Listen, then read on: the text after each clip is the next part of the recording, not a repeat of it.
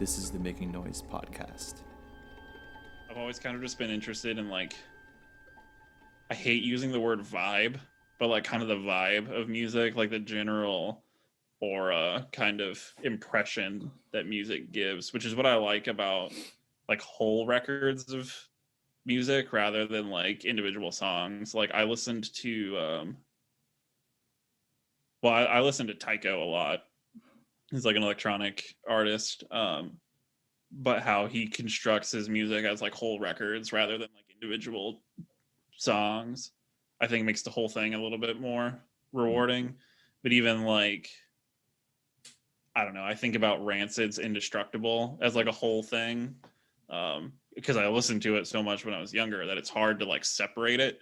Like when I hear like Fall Back Down, I expect to hear Red Hot Moon right after it. You know what I mean? And if that continuity is not there, it kind of screws with my head a little bit. Which isn't like a note to note kind of thing. It's just like this whole like impression that I have of it that like I can't really get rid of. So sometimes when I listen to those records or like listen to music from when I'm younger, I have to listen to the whole thing. So it does become like a whole hour or something, which is fun. I don't mind doing that, but I don't know if that music was made like to be like that. Probably not, but whatever. Like punk music or just just miscellaneous short form pop in quotations music. Right. Yeah, I don't know.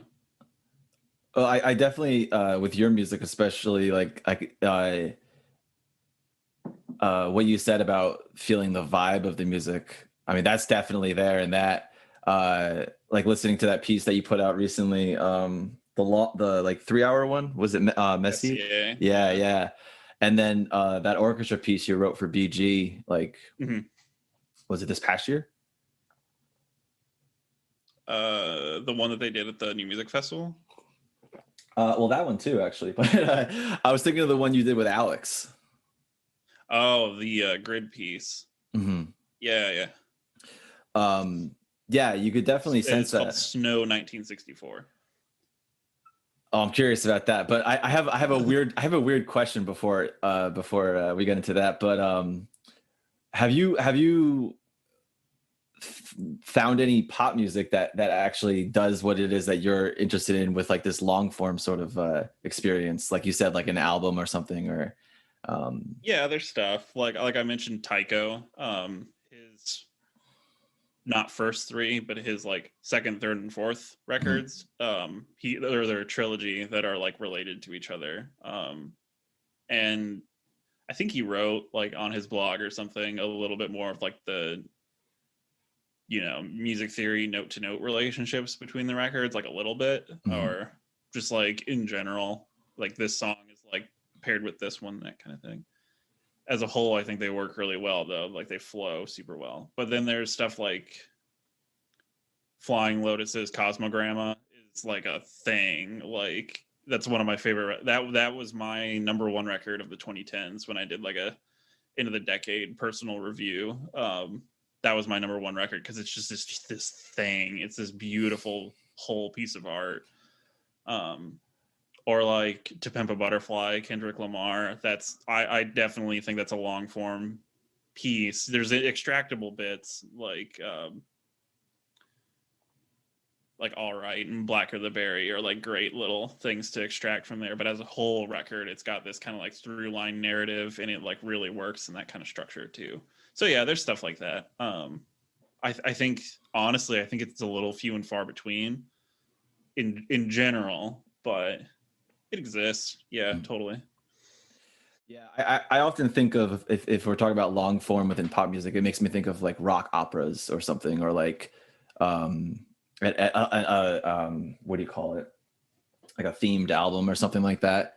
Yeah, like a concept album or something. Concept. Yeah, I mean, like American Idiot is like kind of the go-to like punk rock opera. Right. Yeah. For better or worse, that basically is what that is. And I think it plays. Like I haven't listened to that record in a long time, but I think it works. Yeah. No. Totally. It's it's funny with I recall you put on the Flying Lotus record a couple times, or maybe at least one time at your apartment in I'm BG. sure I did. I'm sure I Yeah. put it. If you've heard it, if you've been to my apartment and we've been having drinks, you've heard it. Oh, totally. Yeah, I know. I remember jamming out to it one time. Like we were sitting at that little table right there in your kitchen, or whatever. I don't know how you. I guess it's the dining room, but because there was one song off that album that I know. I don't know the name of it, but I just know the song. You know. Yeah.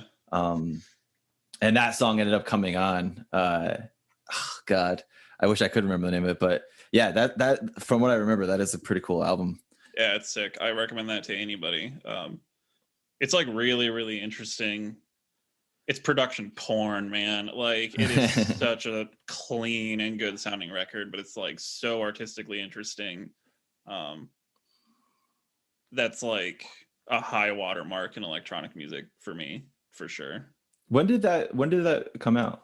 2010 or 11. 2010, 11. So it like barely. I think it was 2010 because I think it barely made the cut for my albums of the decade. I considered it from like 2010 to 2019. Do you also rate like do you do it in a way where you're like just like your top 10, or do you go all the way down to like this was the worst album of the decade too? No, I don't. No.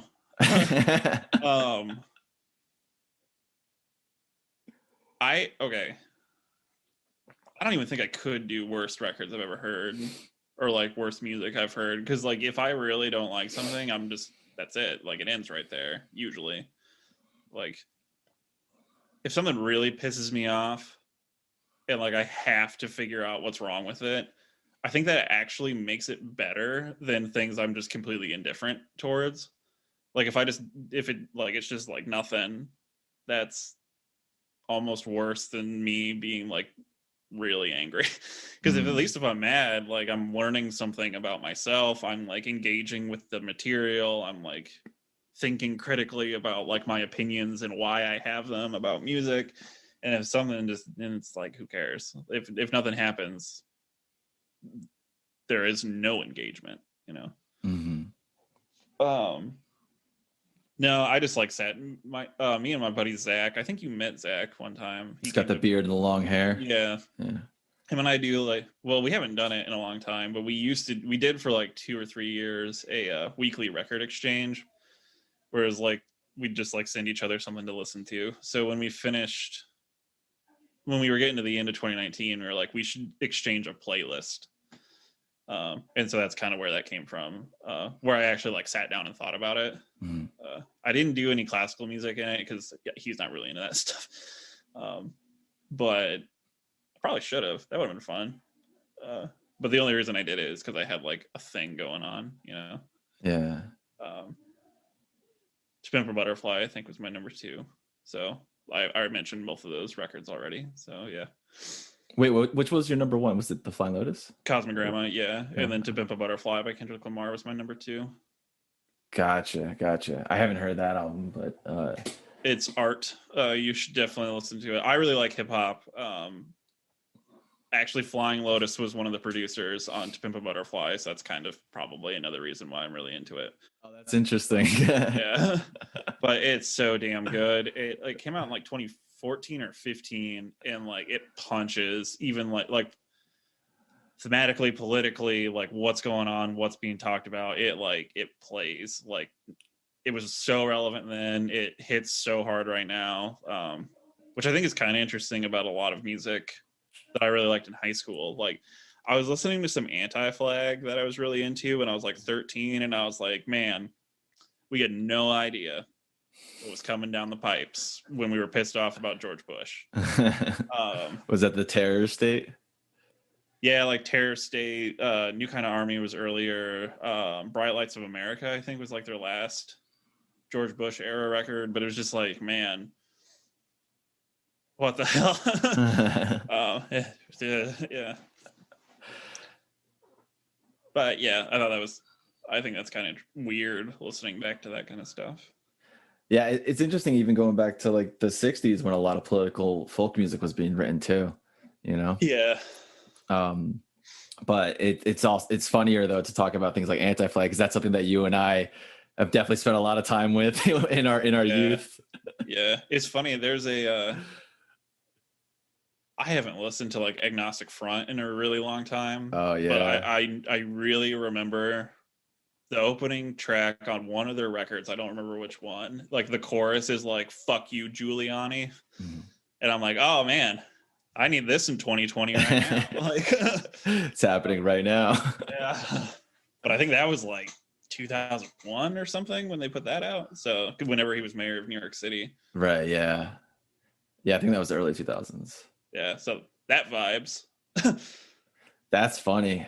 Yeah, but it's interesting with like politics because when Trump got elected, there was like a lot of people posting on like Facebook and Twitter and stuff, and I don't really know how like seriously it was.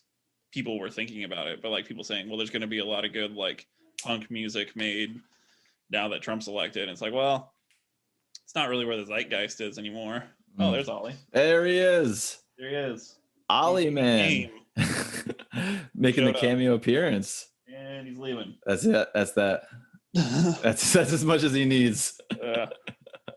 But yeah, like people talking about there's gonna be a lot of cool new political punk music and that kind of thing. Where it's like, well, punk music's not really in the zeitgeist anymore as far as like that kind of conversational cultural space as much as like hip hop is. Mm-hmm.